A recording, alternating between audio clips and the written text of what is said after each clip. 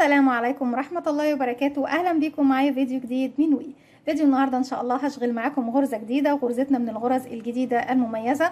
ممكن نستخدمها شتوي، ممكن نستخدمها صيفي او خريفي او ربيعي، يعني ممكن في كل المواسم. الغرزة بتاعتنا النهاردة ينفع نعمل بيها ايه يا رندا؟ ممكن نعمل بيها شال مستطيل، بتكون في منتهى الجمال. تعملي منها كوفية، تعملي منها بلوزة، تعملي منها اي حاجة انت حباها، مفرش، ستارة، تعملي شنطة، تعملي اي حاجة طبعا انت حابة تعمليها بغرزتنا النهاردة. ممكن طبعا نعملها بيها، حتى كمان لو هتعملي بطانية بيبي، بس هي مش هتكون مميزة او بطانية البيبي لان هي مفرغة شوية وهتكون مش بتدفي بالنسبه للاطفال، فانا ما افضلش انك تعملي بيها بطانيه بيبي الا اذا كنت طبعا هتعملي لها من تحت بطانه. واحنا دايما في المعتاد لما بنعمل بطانيه البيبي بنخيط فيها طبعا قماش يكون قطن كده، عشان خاطر طبعا البيبي تكون حاجه مريحه بالنسبه له. غرزتنا النهارده بتكون عدد سلاسل البدايه الخاص بيها من مضاعفات رقم 12، وفي النهايه بزود سلسله واحده بس. الغرز اللي هنستخدمها النهارده هي غرزة السلسلة وغرزة المنزلقة وغرزة العمود بلفة، بالإضافة لغرزة الصدفة اللي بتكون مكونة من عمودين سلسلة عمودين.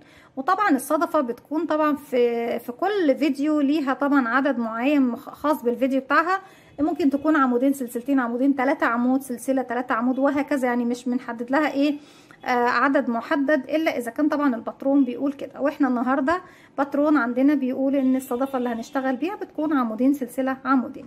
هنشتغل بخيط اليز كوتون جولد او اليزي كوتون جولد زي ما احنا شايفين بالشكل دوت، وممكن نشتغل طبعا بخيط صوف متوسط او سميك او رفيع ايا كان طبعا. وهي بتكون حلوه جدا كمان على فكره في الخيوط السميكه، وكمان بتكون حلوه في الخيوط الساده او الشنجاه، بتكون حلوه حلوه حلوه.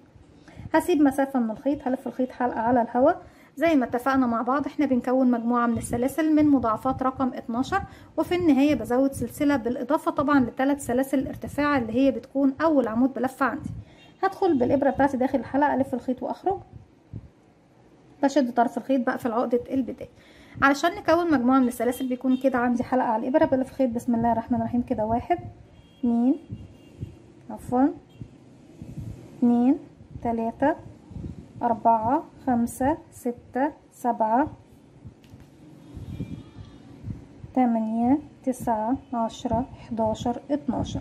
تاني برجع اكرر 1 2 3 4 5 6 7 8 9 10 11 12. تالت مرة. وعاوزه اقول لكم ان غرزتنا بتكون على مدى الارتفاع بتاعي تكرار ل3 سطور. ال3 سطور اللي هي طبعا اول واحد مش بيكون من التكرار معايا، رقم 2 و3 و4 هم دول اللي من التكرار معايا. 1 2 3 4 5 6 7 8 9 10 11 12. كده خلاص كررنا ال12 3 مرات. في النهايه بقى بزود سلسله واحده بس اللي هي بتكون من العدد معايا، وببتدي الغرزه الاولى عندي وهي غرزه عمود بلفه. اذا برتفع كمان 3 سلاسل العمود بلفه بتاعي، بس دول من الارتفاع بس يا بنات. 1 2 3 ودول اول عمود بلفه موجود عندي. هنسيب بقى اول 3 سلاسل واروح لرقم 4 نفس الفراغ بشتغل كمان 2 عمود بلفه. ازاي بنشتغل العمود بلفه؟ بيكون عندي على الابره حلقه، بلف الخيط بيبقوا حلقتين، بسيب 1 2 3 وفي رقم 4 بدخل في الحلقه الخلفيه باك لوب، الف الخيط واخرج. معايا 3 حلقات، بلف الخيط واخرج من حلقتين، اتبقوا 2 الف الخيط واخرج منهم. تاني بلف الخيط على الابره بتاعتي وادخل في نفس الفراغ واشتغل كمان عمود، الف الخيط واخرج. معايا 3 حلقات، الف الخيط واخرج من حلقتين، اتبقوا 2 بلف الخيط واخرج منهم. اذا انا كده اشتغلت على اول فراغ عندي 3 غرزه عمود بلفه بما فيهم 3 سلاسل ارتفاع. هناخد من فوق كام سلسله؟ 1 2 3 4 5 6 7. ال7 دول هنسيب بقى من تحت زيهم ايه، بس الاول هلف الخيط على الابره لاني هروح اشتغل بعد كده بعد منهم على طول عمود بلفه. هسيب 1 2 3 4 5 6 7 8 9 10 11 ورقم 12 اهي هروح اشتغل فيها غرزه عمود بلفه.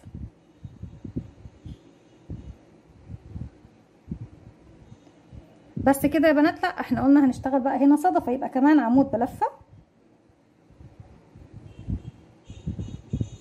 وسلسله، وتاني في نفس الفراغ 2 عمود بلفه كمان. 1 2.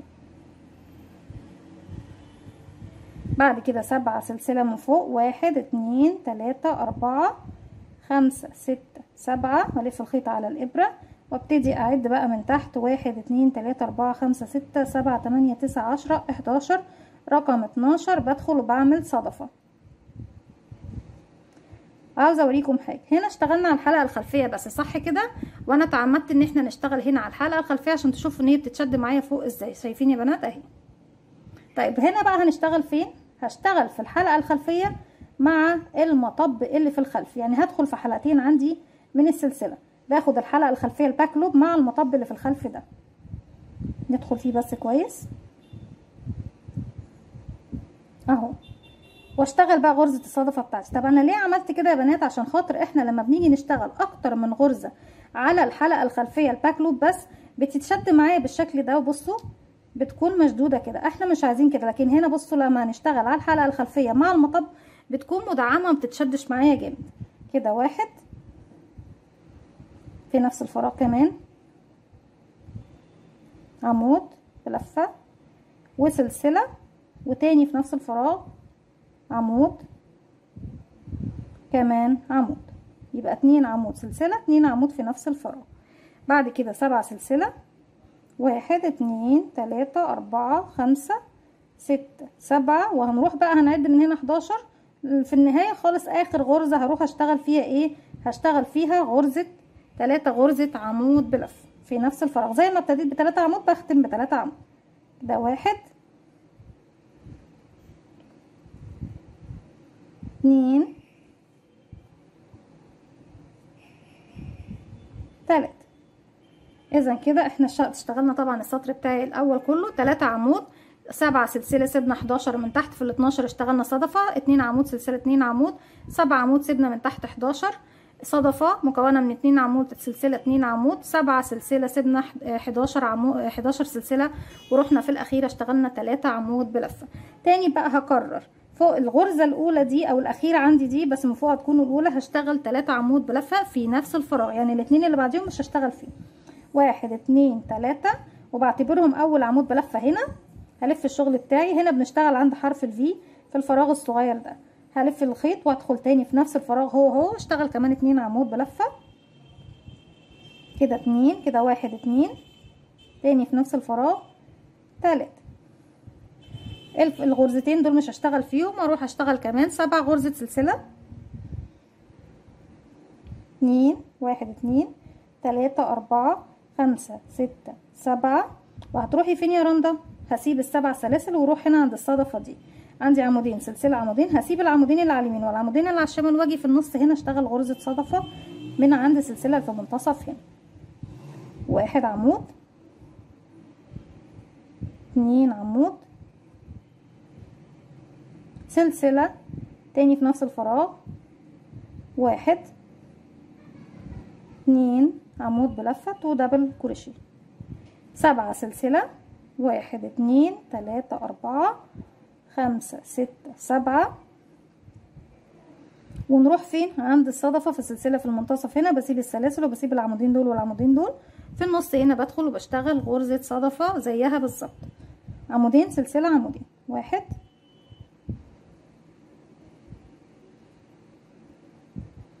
سلسله عمودين 1 2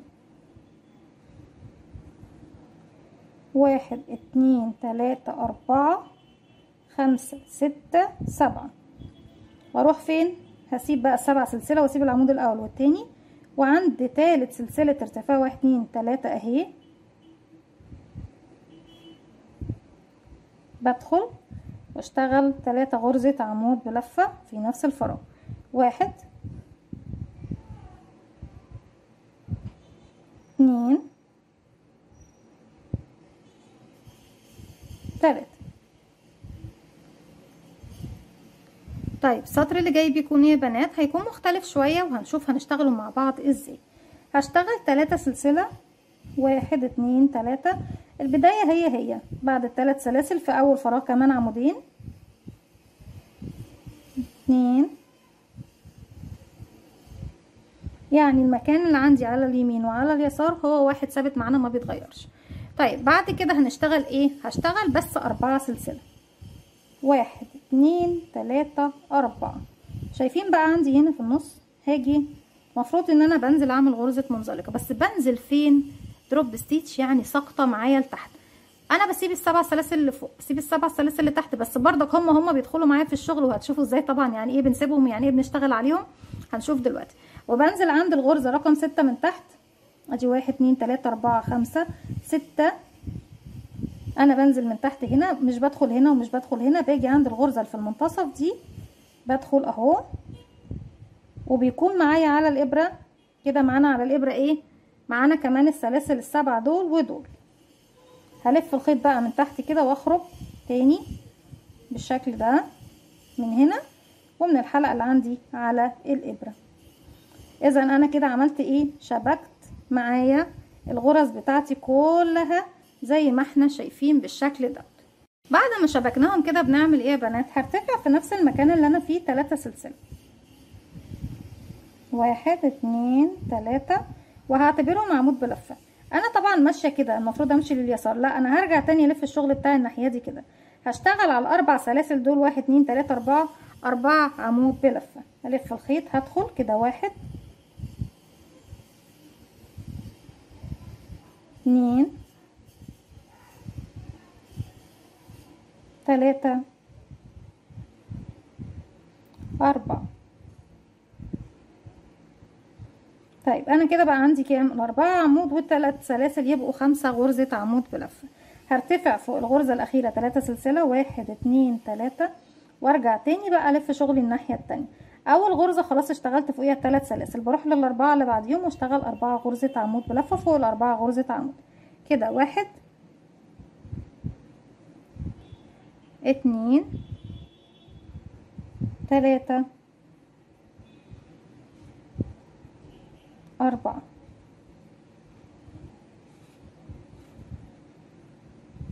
انا كده اشتغلت ايه، المربع بتاعي زي ما احنا شايفين بالشكل ده.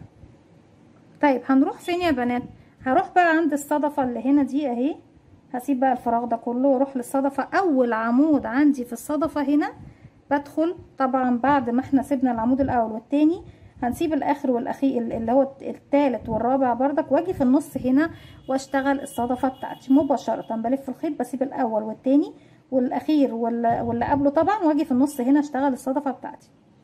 1 مكونة طبعا من عمود عمودين سلسلة عمودين، 2 وسلسلة تاني في نفس الفراغ، 1 2.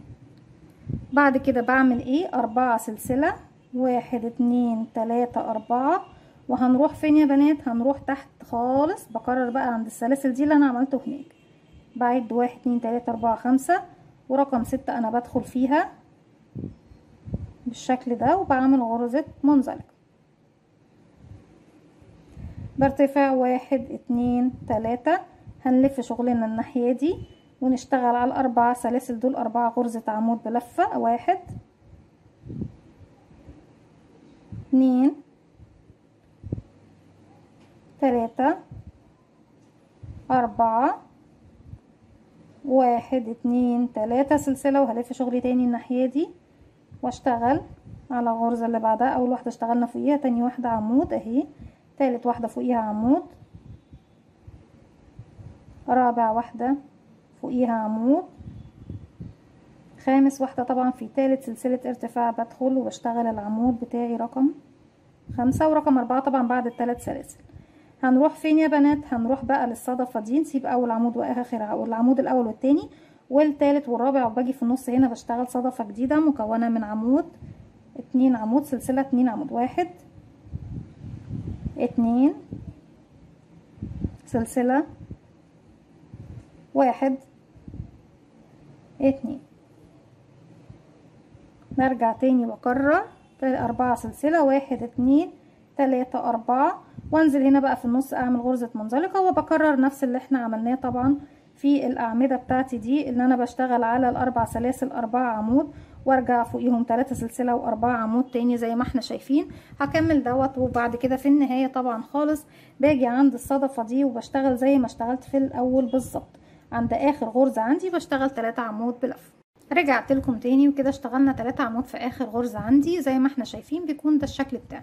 ابتدي بعد كده اكرر السطر رقم 2 و3.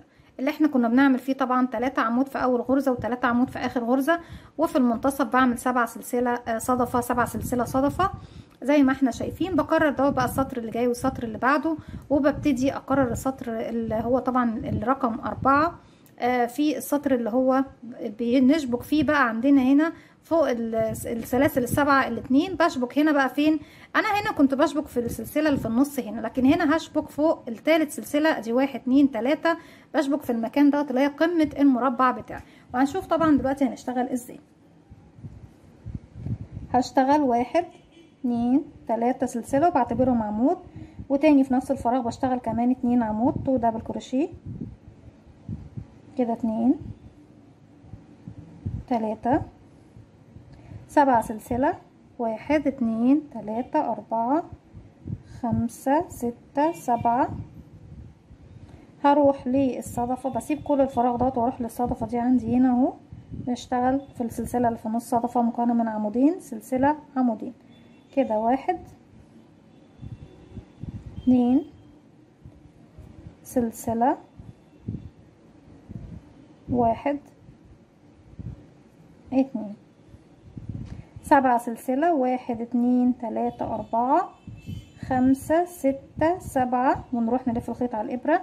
بسيب طبعا المربع بتاعي كله، بروح للصدفة هنا واشتغل في النص صدفة زيها، 1 2 سلسلة تاني في نفس الفراغ 1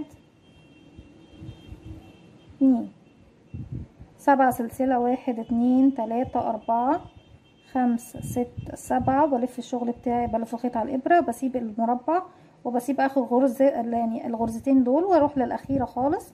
بدخل في تالت سلسلة ارتفاع واشتغل 3 غرزة عمود بلفة كده، 1 2 3. هرجع تاني اكرر نفس السطر اللي انا اشتغلته ده هو اللي هشتغله فوق كمان، 1 2 3 والف شغلي الناحية التانية، وفوق نفس الفراغ بشتغل 1 2 عمود، يبقوا 3 عمود في البداية. ارجع تاني 1 2 3 4 5 6 7. هنروح فين؟ هنسيب ال7 سلاسل هما والف الخيط على الإبرة وباجي عند الصدفة هي واشتغل فوق السلسلة صدفة تانية مكونة من عمودين، سلسلة عمودين، 1 2 سلسلة 2 دبل كروشيه، يعني 2 عمود بلفة كمان، 1 2. وبكمل بنفس الطريقة اني باخد 7 سلسلة وصدفة 7 سلسلة، وباجي هنا بسيب العمودين الاولانيين، وفي العمود رقم 3 اللي هي تالت سلسلة ارتفاع بشتغل كمان 3 عمود بلفة. هكمل وارجع لكم. كده بكون خلصت السطر، هو تكرار السطر اللي فات. طيب السطر اللي جاي بيكون ايه؟ تكرار بقى السطر اللي احنا كنا بنشتغله اللي هو رقم 4، اللي احنا بنشتغل في البداية 3 عمود وبعديهم 4 سلسلة، بقفل بمنزلقة في النص، وطبعا النص عندي هنا هيكون السلسلة 1 2 3 اللي هي عندي هنا في رقم العمود الاول هنا. هنشوف دلوقتي طبعا الشغل بيكون ايه، 1 2 نظبط الكاميرا 3 والف شغلي الناحية التانية، داخل اول فراغ بشتغل كمان 2 عمود كده، 1 2 يبقوا 3 عمود في البداية كده، و3 عمود في النهاية، 4 سلسلة 1 2 3 4. هاجي هنا بقى، شايفين انا عندي هنا العمود اللي هو الاخير دوت هنا، بعد 1 2 3 4، وفي رقم 5 هنا دوت العمود اللي كان بالنسبة لي الاخير في المكان ده، بشتغل فيه غرزة منزلقة، بدخل من تحته كده ومن تحت السلاسل بتاعتي واقفل بغرزة منزلقة سليب ستيتش زي ما احنا شايفين بالشكل ده اهو. ارجع 1 2 3 والف شغلي تاني كده واشتغل بقى على ال4 سلسلة دول 4 عمود كده، 1 2. تحت احنا اشتغلنا من تحت السلاسل على طول، هنا بنشتغل على السلاسل نفسها علشان يكون بردك اتضربنا على كل حاجة. 3 بنشتغل على الحلقة الخلفية من السلسلة 4 زي ما احنا شايفين بالشكل ده. هنرتفع 1 2 3 والف شغلي بقى الناحية دي عشان ارجع اشتغل تاني على الوجه ده. اول غرزة اشتغلت عليها ال3 سلاسل، تاني غرزة على طول بشتغل عمود كده 2 3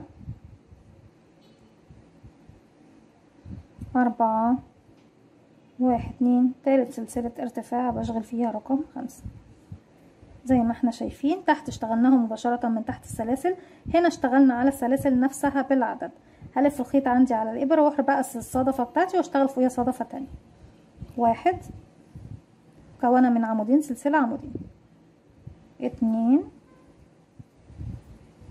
3 سوري احنا قلنا 2 بس وسلسلة وكمان عمودين 1 2 هرجع تاني 4 سلسلة 1 2 3 4 وننزل عند العمود بتاعنا اهو يا بنات. بسيب 1 2 3 في قمة طبعا العمود اللي هو جاي عندي هنا على الطاير ده، بدخل في تالت سلسلة ارتفاع عنده اهو، بس باخد حلقتين منه عشان بس تكون كويسة متينة. تعالي جاية كده بس مش مظبوطة معايا، نظبطها اهي الحمد لله. وبدخل معايا كمان السلسلتين دول واقفل بغرزة منزلقة. ارجع ارتفع 1 2 3 نلف شغلنا الناحية دي. هاجي عند السلاسل بتاعتي باخد الحلقة الخلفية من السلسلة واشتغل 4 غرزة عمود بلفة على 4 سلاسل كده 2 والتالت بالنسبة لي طبعا يعتبر ده 1 2 3 4 5 تاني برتفع 1 2 3 عشان طبعا ارجع تاني الف الناحية دي واشتغل على الفراغ رقم 2 كده 2 عمود اللي جاي رقم 3 4 رقم 5 1 2 تالت سلسلة ارتفاع بنشتغل فيها رقم 5. اروح مباشرة عندي هنا ايه، بروح للصدفة بشتغل فوق السلسلة صدفة مكون من 2 عمود سلسلة 2 عمود 1 2 سلسلة 1 2. هرجع تاني واكرر زي ما احنا شايفين. بصوا تبتدي بقى الغرزة بتاعتي توضح وتبان كده شكلها، اظن انه واضح. وكده طبعا دوت كان تكرار للسطر اللي عندنا هنا اللي هو رقم 4. بنفضل بعد كده بنكرر بقى ال4 سطور بداية من السطر رقم 2، يعني واحد مش بكرر، لا 2 3 4 5 هما 3 سطور، لا 2 3 4 بس يا بنات، هما 3 سطور اللي بكررهم رقم 2 و3 و4. ارجع 2 3 4 2 3 4 هما 3 سطور تكرار بس لغايه ما بوصل لنهايه الشغل بتاعي زي ما احنا شايفين. دي كانت فكرة الفيديو بتاعي النهاردة. اتمنى يا رب ان هي تكون سهلة وبسيطة وتنول اعجابكم. ما تنسوش لو عجبكم الفيديو تعملوا لي لايك وشير وسبسكرايب، واستنوني في فيديو جديد من وفعلوا زرار الجرس عشان يوصلكم مني كل جديد. السلام عليكم ورحمة الله وبركاته.